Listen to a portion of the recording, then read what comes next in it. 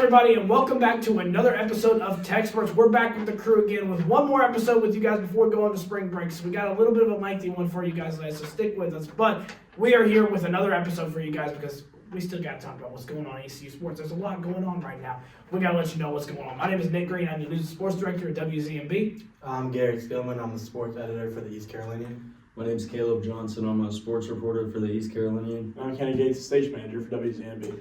All right, and let's go ahead and just jump right on into this because we got a lot to talk about today. So let's start with some women's basketball as we beat USF on Saturday, 66-57. That's a big win for the Lady Pirates on that one. Getting up to 8-9 for the conference record, putting us at 16-13 overall over the record. Maya Joyner having herself a good day with 23 points and 11 rebounds. Gentlemen, what do we think about the game against USF? Great win. Obviously, props to Maya. She's been doing her thing the last 3 games, I think. She's had a double-double. She's been great. Yeah, she's been hooping. Last week, I was on here ragging on them about their percentages from the free throw line because they lost in double overtime to North Texas. But that ended up being the difference in this game, pretty much. South Florida shot terribly from the line, and we shot pretty decent. So, I mean, that was kind of the main gap in it, but great win nonetheless. I mean, yeah, Maya was really the one who did much of anything. Kai Miller had 10 off the bench. I mean, we played good defense, as you can tell based off the score, but, like, besides Maya, there's really not much to say. We beat a good team somehow. Yeah. We beat a good team, and hopefully we can continue that tomorrow night. Yeah, statement win too. South Florida by double digits that's huge. Yeah, like you guys said, Maya Joyner has been doing her thing. Our bench played great. Everybody played great. We had, Kai Miller 10 points. Everybody else had like 9, 8. So everybody touched the ball. Continuing. Yeah, absolutely. You guys said it. I mean, Maya Joyner, she's absolutely killing it for the Pirates right now. And then we got UTSA tomorrow night. We'll kind of touch on that a little bit, but we don't really want to get into that too much because by the time this goes live, you already know what happened in the UTSA game. UTSA obviously being number 1 in the conference right now. It's going to be a tough one, but we are playing here at home, so we'll see what happens. Me and Cannon are actually going to have the chance to call that game, so we'll be there live and in person to see what's going on against UTSA. But what I really want to get into is we're in March now. One of my favorite months of the year. We're in March now. If we're about to go into the conference tournament, what do you guys think is, I mean, we've seen this team, we just knocked off USF, which we all would agree that USF, talent-wise, is better than us, talent-wise. Mm-hmm. So what do you guys think is going to be the key into this conference tournament, going into this conference tournament, if we want to knock off some teams, pull some upsets, and maybe make a run in this tournament? I mean, I will say, as of right now, we are predicted to play Memphis, who just beat us last month. That was at Memphis, but they did just beat us last month. I think Kim McNeil loves March. That's the main key. She somehow always wills his team to just play very, very well in March, and they do what they need to do. I will say, yeah, like I said, right now we're projected to be the 7th seed, playing Memphis. Rice plays North Texas tomorrow night. North Texas obviously will top team in the conference, but that's at Rice, and Rice is very, very good at home. Their record 6 because they're 2-10 away, but they're like 11-4 or something at home. North Texas obviously one of the top teams in the conference. They're kind of 7-6 away, so it's not amazing. So as of right now, we are for the 7th seed. Now we'd finish the same record if we lost tomorrow night and Rice won. I don't know exactly where the tiebreaker would go to. So more likely right now we're either going to play Memphis or UAB in the conference tournament. And that's Memphis, obviously, like I said, if we finish where we are at currently, as we are speaking at 3:24 Monday, March 3rd. So we'll see if that ends up actually happening. But yeah, like I said, it's really just Kim McNeil. Like, obviously, her teams play great in March, even whenever the regular season is just not great. I mean, the fact that we might finish with the 7th seed, I think we're all pretty happy about, considering where we were talking about them. Just like last month, they were like 12th. So, I mean, we'll see. I mean, like, it's just Kim McNeil. Kim McNeil can coach this team in March. I mean, in my opinion, she's one of the better coaches in the conference because the team, as a whole, is not very good outside of, like, talent-wise. But she's willed them. She's willed them. They have, like, 30 turnovers a game most of the time, and we still somehow won games. So, Yeah, I mean, like Cannon said, this team has been known to do some things in March. I think that the keys to it, outside of Kim McNeil's coaching, is just Amaya Joyner consistently doing her thing on a nightly basis, which is scoring in the 20-point range and putting up double-digit rebounds. And then also just playing as a team. I feel like a lot of times we see this team kind of get into a hero ball kind of aspect. But just like this USF game, I mean, everybody's touching the ball, multiple people putting up scores over between that 5 to 10 points range, along with Amaya's outing. That's a recipe for success. So if we can just consistently keep doing that, then sky's the limit, I guess. Yeah, you said it perfectly. Kim McNeil, I think she'll have them ready to go. I think the key will just be shooting more efficiently, make sure you're making your free throws, not chucking up bad shots. I know statistically this season we haven't been great from three. I think we're shooting 30% like every game maybe. So not that great. I think we got a chance to make a run because we're looking a lot better than the first half of the season. We're three games over 500 now. And we couldn't say that in the beginning of the season. We were just barely staying afloat. I think we went a game under 500 a couple times, but we just kept bouncing back, and I think we were getting hot at the right time. Yeah, no, absolutely. I couldn't agree more with you. And I think that I definitely want to stress the fact of taking smart shots. I think that's going to be the big thing here. Taking advantage of the opportunities that they give us is going to be the thing. Play Pirate basketball is going to be the big thing here. Kim McNeil, I trust her that she's going to coach a great game plan against any of the conference opponents. And we've seen that we can compete with some of the top dog. I know that the American Conference of Women's Basketball right now is very top heavy, but we've just shown that we can compete with these guys. So I think that as long as we kind of stick to what we're the best at doing and we can play efficiently, I mean, I think you guys said it great. I mean, the sky's the limit. We'll see what can happen. I mean, I'm not going to sit here and say we out-talent teams like UTSA, but I would like to see us put up a fight against them. And I mean, we'll see tomorrow night how much of a fight we can put up against them on our home court. But we'll see what ends up going on. I mean, I would like to see that we could do that, and I thoroughly believe in this team's potential to do that. So we'll see what ends up happening. We're going to segue now into men's basketball a little bit, who also got a big win on Sunday, beating Charlotte 78-76 to go ahead and get the brooms out to sweep them off the floor. We will play Tulane on Thursday and then FAU on Sunday. So a big week for men's basketball, fellas. We have gone ahead and clinched our first winning season, first one since I think 2017. Is that right? 2012. 2012. 2013. 2012 was the last time we had got our first winning season. Credit that goes to RJ Felton for sure. A few other pieces in there. Mike Schwartz, obviously, just sticking with this team and coaching them up. But gentlemen, what are your thoughts going into these last few games, and then obviously talking about Charlotte a little bit? Charlotte game was a rather interesting game, to say the least. The Pirates were leading slimly in the first half. Second half kind of built that lead up a little bit. In the last few minutes, kind of choked it away a little bit, which was tough to see. But overall, a great team win. I mean, we're seeing guys like Jay Woodard put up 14 points. Jordan Riley, 13-point double-double. RJ Felton, 27. Can't ask for, I mean, you can ask for more because obviously Charlotte's one of the worst teams in the conference and you want to beat them by more. But it's a rivalry game, senior night. There was a ton of energy. And if we can just keep building off that, I mean, like I said, for the women, sky's the limit. For this men's team, they've got the talent to do it. Not so much the size, but we've played bigger than our size all year long. So if we can carry that into Tulane on Thursday and FAU, we'll see. It would be great to get in that top 4 spot, have a first round bye in the conference tournament. And just hats off to Mike Schwartz. I mean, that whole fiasco was hilarious, but it was awesome to see. Just his passion and his energy for the game that you don't see a lot of college coaches displaying that in that manner. So that was really cool to see. Yeah, like two things that Caleb said. Monday Blues, man, like we're talking about earlier. Two things that, we played bigger than our size. Like you said, Jordan Riley, double-double. I mean, and he jumps out of the building, but he's still like 6'5", 6'6". That, and plus what you said about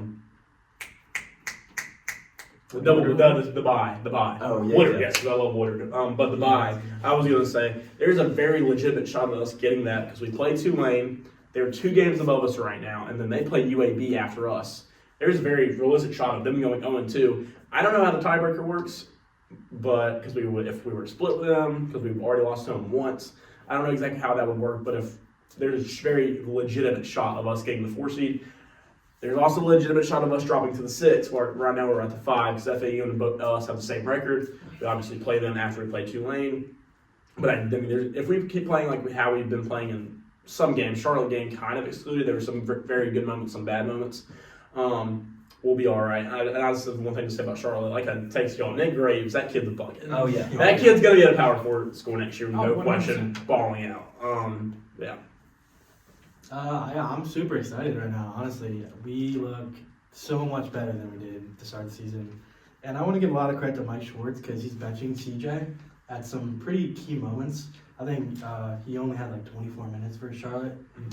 It seems like teams are kind of figuring out a way to guard him. We don't have much size, so they just kind of look for CJ to be explosive against them. RJ's playing fantastic out of his mind, and the difference is he's not forcing shots. Like he's shooting very efficiently. He's shooting the 3 ball. He's getting in the mid range, driving. Sitting down on defense too. And Jordan Riley, dude, he's been playing amazing. And Woodard too. I mean, CJ hasn't been doing much, so those two have kind of been stepping up. So I mean, we look great. I think we can definitely beat Tulane and FAU to get that 4th seed. Yeah, they compared Woodard on ESPN Plus to Sean Livingston, and I think that was a great comparison because he honestly plays just like in the defense, the long arms. Like he's all over the court, and I love it. I wish he was automatic from the video. Like I know, I do wish that. But he kind of has that same exact build, the same exact that type of thing, and he was automatic at the video. Obviously he'd be playing 35 minutes a night. Probably be at a different school. Probably. He probably would not have been at JUCO in the first place. Which is that kind of sucks that he did come out of JUCO. We obviously only have after this year, I guess. Well, no, they changed the rule, the JUCO rule. They did. That's right. They did. I forgot about that. So I don't know. Maybe we'll be at ECU for another 3 years. We'll see. We'll be playing at 24, but we'll see. Yeah. But in the time he's 24, I hope he's averaging 20 again. That'd be awesome. That would be nice to see, but we'll see what's happening. No, you guys touched on it great. I mean, the win against Charlotte was obviously a big win to get that sweep on the year. It was a must-have. You got to have this one going into the next 2 because the next 2 are going to be a lot more, what should be more competitive teams because they're more talented than the team that we just played. And I know people are going to look at the score, it'll be 78-76, but whoa, that was kind of a close game. Don't get me wrong, it's closer than what it should have been, but really it took 2 threes at the very end. We had a 9-point game with a minute left. They just happened to hit 2 back-to-back threes to make it a 3-point game, and that's what really made it close. I mean, should they have done that? No, we shouldn't have allowed that to happen, but at the same time, that's really what kind of skews the numbers there a little bit there. So I'm really not too worried. Overall, I think we played really well against Charlotte, and we controlled the entire game, really. The entire game, we controlled that game. And I was very happy to see that. RJ Felton getting 27 points is always great to see. I mean, no matter what, I'm never going to sit here and complain about 27 points. And then we spread the ball around a little bit more, but I think you brought up an interesting point about benching C.J. Walker, and something I actually pointed to you at the game, because we were at the game together. Something I pointed to you, when we were down 3 with a minute left, C.J. Walker, once again, was sitting on the bench. I mean, you see him on the very edge of the bench, and it just goes to show, in a key moment like that in the final minutes, Mike Schwartz is going to have C.J. Walker on the bench because this is twice now that we've seen that. And it's just an interesting, considering how well he's been all year long for us, it's interesting the fact that this decision we're going. Granted, it's worked both times. I'm not going to sit here and say anything. It has worked both times, but it's a very interesting approach that we've got. One of our, I would say, top 2 players is sitting on the bench at that point. Very interesting decision there. To see, and then obviously going into Tulane and the FAU this week. I mean, these are big games for the Pirates. The Tulane game will be at home on Thursday. If you guys are free and available, please. We got to pack Manges Coliseum. This is a huge opportunity for the Pirates on this one. It's a big opportunity there. And then FAU on Sunday, I'm not going to expect anybody to travel to Florida Atlantic, but if you want to, I highly encourage it. It's a big game for the Pirates. I will thoroughly encourage you to go out there if you wish to do so. We need as much support as we can. But yeah, guys, these are just huge games going into it. And you're right. If we can get that bye week, oh man, that sets up a lot. Granted, I still think this team's going to be dangerous in the American tournament, regardless if we get the bye week or not. I think talent-wise we're there, and we're just getting hot at the right time. But at the same time, you're right. If we can get that bye week, man, watch out for these Pirates, man. And then I really, guys, going into the conference tournament, I'm going to ask you the same question I asked with the women. What are the keys going into this conference tournament? What do you guys think we have to do to be successful in this tournament? Coaching and not get have our size play a disadvantage. It's been playing advantage most of the year, but coaching and us playing taller than what we actually are. I guess the best way to put it. I mean, you have Trey on the boat. I don't think running 6'11" guys. You got to have dudes like that. Make sure they step up come conference tournament time. And honestly, I would say, because I mean, there's been obviously it's not happened as much recently, but it's not like hero ball. Conference tournament time, guys are. RJ, might be thinking like, oh, this is my time. Like, I gotta will us to victory. I mean, he can do that, but the shots ain't falling. So I just hope we're not trying to play hero ball. That's my main thing. Yeah, for me, it's just making shots with consistency from all 3 points on the floor where we record the stats on. But yeah, just making those shots with consistency. I feel like that's been the Pirates' issue all year long. Is that we can't shoot a great percentage from 3, can't shoot well from the stripe. Sometimes we have a bad game from the field goal range. So it's just like, if we can really drive that home and fix that error, I mean, guys, we out-rebound almost every single team we play, and we don't have, I mean, Sir Malonga, but he doesn't play. We're not playing guys that are over 6'9" regularly. So, I mean, if we can just make our shots with consistency, we've got the rebounding, we've got the defense, we've got the energy. It's just got to all come together at the right time, and we'll see what happens. Yeah, I think my biggest thing will be the energy. Mike Schwartz got to keep that same energy the last couple games. I love what he did against Charlotte, even though some people didn't really like it. Some people kind of criticized him for, engaging in that fight a little bit or scuffle. But, I mean, that's the energy we need, and I think it's mostly just coaching and energy. If Mike can, keep having the, for lack of a better word, cojones to bench CJ Walker. I think that's the key, man. It really is. It took me a second to realize what you said. Okay, fair enough. I didn't want to say anything too explicit. No, fair enough. I appreciate that's funny. I appreciate that. No, but you're right. I mean, I think Mike Schwartz has obviously played a big role in this just kind of comeback season. I would call it a comeback season, the way we've been able to perform, the way we have this later half of the year. I think Mike Schwartz is a big part of that. For me, the biggest thing I think we need to do to be successful in this, don't get me wrong, I love seeing RJ Feldman get 27 points. Love to see it. I would love to see this spread out a little bit more. I think it's spread out pretty well right now. I mean, we got Jason Wooder coming in getting 11 points. We've got Jordan Riley getting double-doubles. I mean, we got it spread out a little bit. But, I mean, during the part when we looked unstoppable, you saw RJ Feldman and CJ Walker both getting 30. I mean, we saw this, pretty consistently for like 3 to 4 15 games. To add to. Yeah, I said we got it for about 3 to 4 game stretches when we looked unstoppable. Is when we did that. So I think if we want to make a name for ourselves and we really want to just go make a statement, that's what we got to try and work ourselves back to. It'll be interesting. Now, granted, Mike Schwartz seems to have a different game plan in mind with CJ Walker a little bit, and it's been working. I mean, we've been winning these ball games, and Mike Schwartz knows better than I do, so I'm not going to sit here and criticize him. We're clearly doing something right now, so I'm not going to criticize these decisions by any means. But I think if we can somehow get back to that, I think that would be phenomenal, and I'd love to see that in the future.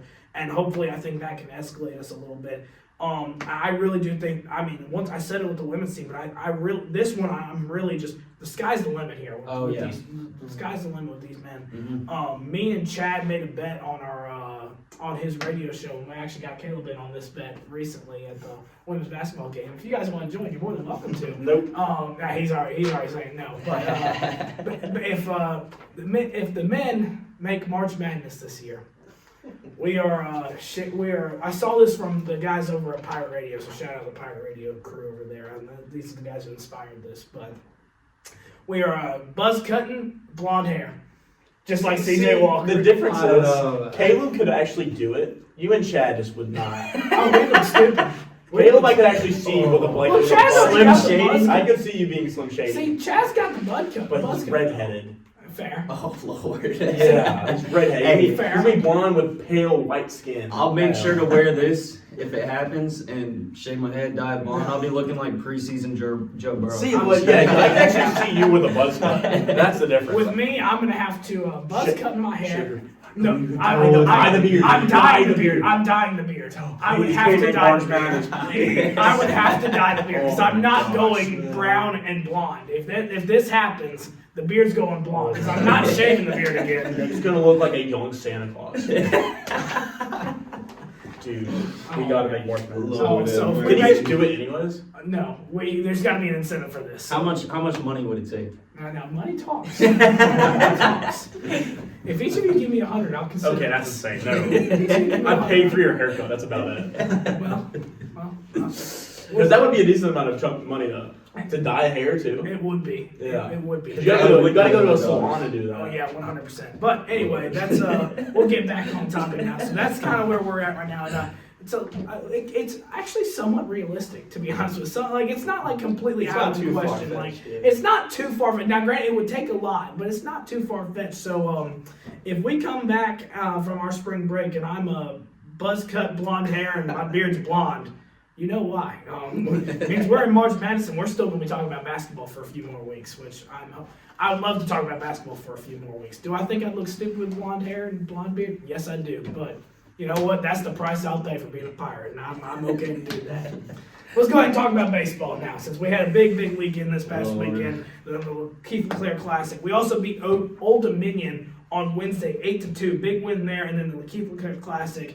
Had a very, very disappointing loss on Friday to Kent State, but bounced back, getting ran rule Indiana State on Saturday, and then beat Virginia Tech on Sunday, 6-1.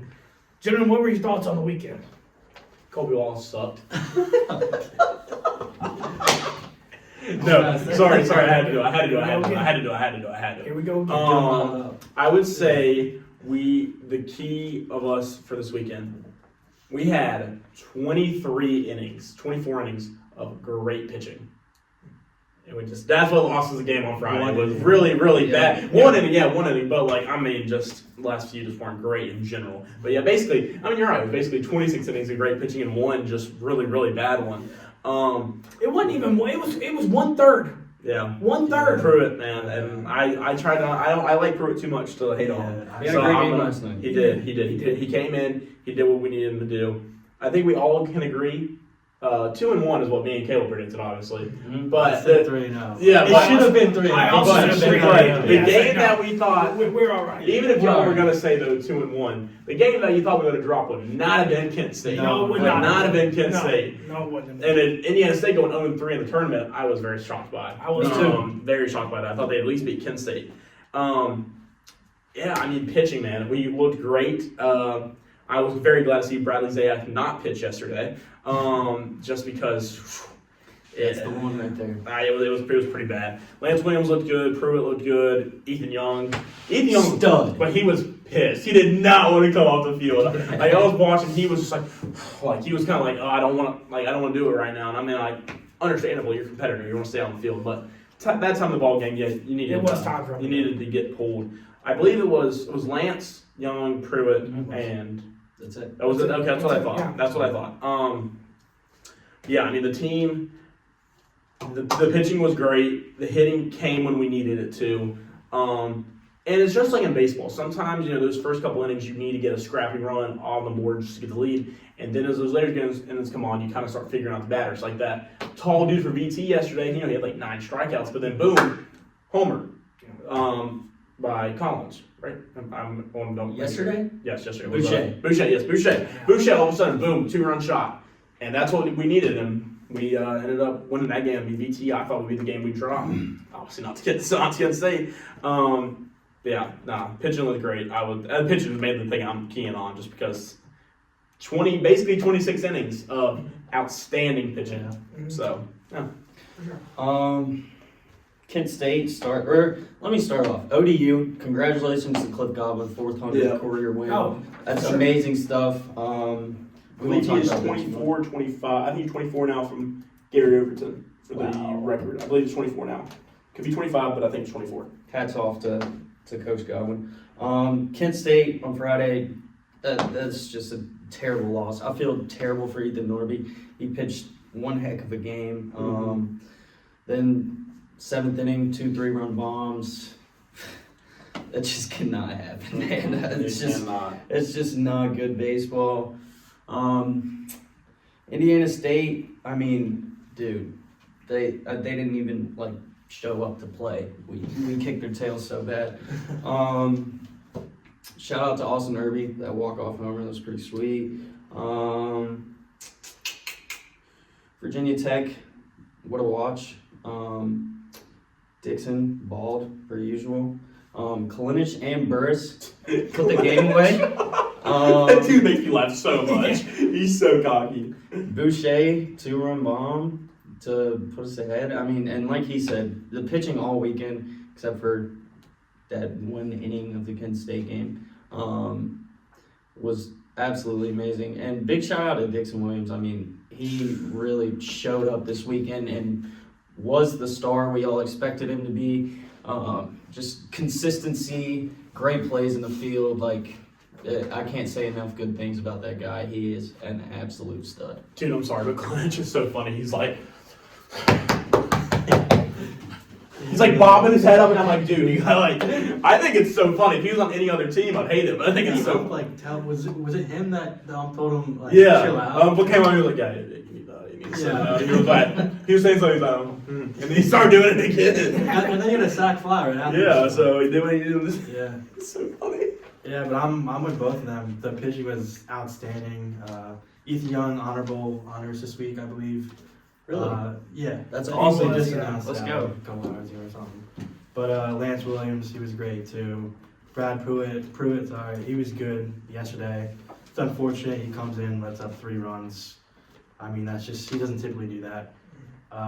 I'm so happy about this weekend, honestly, other than that Kent State game. So many positives to take away. Our bats came alive. And like Caleb said, Dixon Williams has been playing so well. I think he's has like a 3.42 average right now. His slugging percentage like out of the roof, man. Collins too, he's hitting really well. So I mean, yeah, I'm really happy about this weekend. Sucks that we lost that game, but we shouldn't have lost it. Could have been 3-0, but We should go to 500 this week. Against Winter Web, so. yeah. No, we definitely we missed an opportunity against Kent State. Now, I mean, I could talk about that one for a while, but I don't want to. It's just when you put up a 6 spot with 2 outs remaining in the 7th inning, that's tough to come back from. I mean, it really is. I mean, you just need to get one more out. That's it. Just get one more out. And this is. I'm not even that mad at the first one. It's the second one that really was like, oh, you got to be kidding me. Like, it's just a very, very tough spot to be in. Especially, I do feel sorry for Norby getting 9 strikeouts, 93 pitches. Shout out Ethan Norby for that good outing on Friday. But unfortunately, we couldn't go to show for it. So it does suck. I hate to see that. I am glad we got 2 bounce back wins though. Run ruling Indiana State. Sean Jenkins really coming to life in that one. I forgot to mention. Very much came to life. I don't know how we in that all game. skipped over that. Sean Jenkins came to life on Saturday. in general. Pitching in general was So that's why I was phenomenal this weekend. And then Sunday is Virginia Tech. Man, this team, it looks like we're starting to get the pieces back together again. It looks like we're starting to get everything back together, and we're really looking like a good team right now. I tell you what, I know I talk a lot about some of my favorite players. One player that really just makes me smile every time he steps in the box is big old Big John. I knew Big this John. was coming. I love Big John. No. Big John. I do agree with that. I like Big John as well. Big John. Every time he steps in the box, I just get a big old smile on my face. I love Big John. He's one of my favorite players that we got on this team. I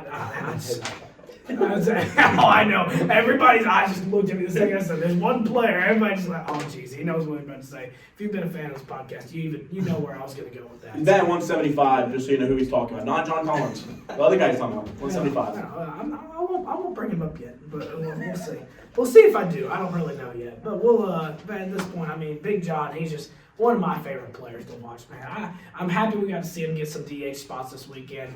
Hopefully we continue to see him at the DH. I know we moved him around a little bit in this last game, putting Kalinic back in, putting Braden Burris back in a little bit. I know we moved around a little bit, but I still like Big John. I hope we can see him some more this year. Definitely would love to see him some more. He makes me smile every time I see him step in the batter's box. Mr. Big Swing himself. I love it. That man's gonna go down swinging. It's either strong hit, fly out, home run, or he's swinging. It's a strikeout on a swing. But he's swinging no matter what. No matter what, that bat is gonna be swinging, no doubt about it. But let's go kind of preview, because we got a lot to preview this one, because we're going on spring break, so we do have a little bit to preview here. We got Gardner-Webb tomorrow. We're not going to talk too much about that. That game will be in Fayetteville in Seeger Stadium. We should beat Gardner-Webb. Should beat Gardner-Webb. We'll see what happens there. Then we got a big weekend. Coastal Carolina ranked number 24. Gentlemen, what do we think about Coastal Carolina coming into town? They're hot right now. They just beat NC State. Swept Rutgers, beat them bad Stay too. Stay this mid. I mean, this is a test for the Pirates, and I'm excited. We've been trending upwards, and now we've got our first big series in front of us for the year. So I'm looking forward to it. You wouldn't consider Carolina a big series? Well, yeah, I forgot about Carolina, but we also were going through all of our struggles, but. Yeah, I'm excited for it. I think this bullpen, as it continues to get healthy, is just going to be better and better. We can potentially, I know some of us feel differently about that, but move Ethan Norby back to the pen, which would be, I think it would be just amazing to be able to bring that guy in whenever, because holy crap, look at your stats. But yeah, bats are getting hot. We'll see. I don't really have a prediction, but we'll see. I've got high hopes. I'm going 2-1, and I'm very, very close to saying 1-2. The only reason why is because we are going into spring break. The jungle is not gonna be full. It's gonna be big. It's gonna be a decent crowd. Friday night probably will be. Friday night I think will be solid. Yeah. But not the whole weekend. It's not gonna be the jungle. It's gonna be packed, but it's not gonna be anything crazy. As it would be on a normal weekend, because it is Coastal Carolina. Right. So I'm going 2-1, but I am very close saying 1-2. I'm just going to go 2-1 because it is in Greenville after all. It is in Greenville. There's still so many diehard ECU fans. They just may not get rattled by a 70-year-old grandpa yelling in the stands as they compare it to a 22-year-old who's Intoxicated. Yes. Yeah, that's a good way to put it. So, Yeah. I'm going 2-1. Fair enough. Yeah, I'm gonna go 2-1 too. I think Cliff is, kind of figuring out our lineups and stuff. Besides switching an outfield a little bit, I know there's a little bit of that. And Dixon is kind of jumping between second base and shortstop right now.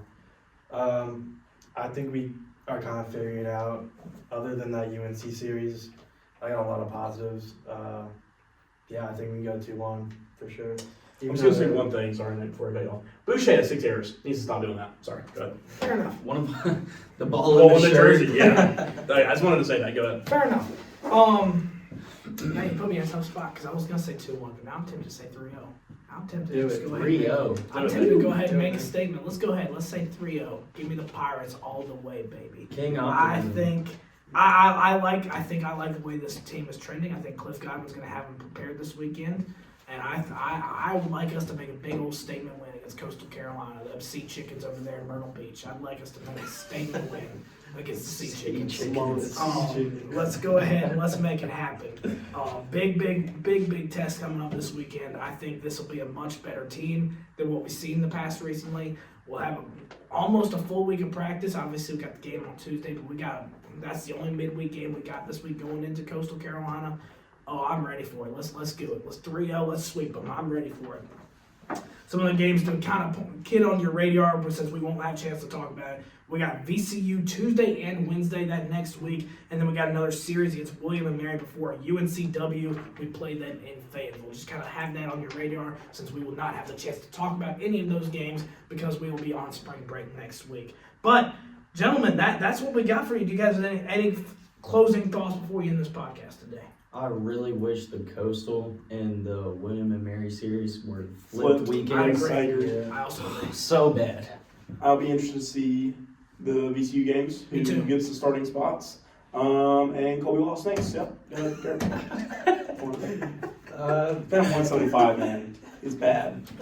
I love how you gave me the signal to wrap this up, and you're going to say that. Well, sorry, I got The regular course starts at 4 o'clock. Sorry. I know. No, you're doing I your believe in job. Kobe Watts.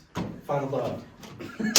This is my new favorite member of our I'm not saying podcast I don't right here. believe Listen, it. I'm just saying he's kind of sucking it up. me and Garrett, we've been on the I same had page. to Me go with and Garrett have been on the same page. See, I wouldn't talk crap, but Walker Barron's batting like 265 at least, and he's batting like 4 spots lower than Kobe Wallace is. Listen. Just saying. He'll be alright. This will be a conversation that we're about to have after this camera cuts Also, off. can Keenan But Bowman that please being start? said- Sorry. Yeah, Keenan Bowman, I agree. Put him in the starting. Drew Downs has been like, all right, but Put him in the starting line. I I like agree with Rivera. that, I actually. like 8. Regardless. yeah, I know you right, girl. That's my guy. My favorite mover. Fair enough.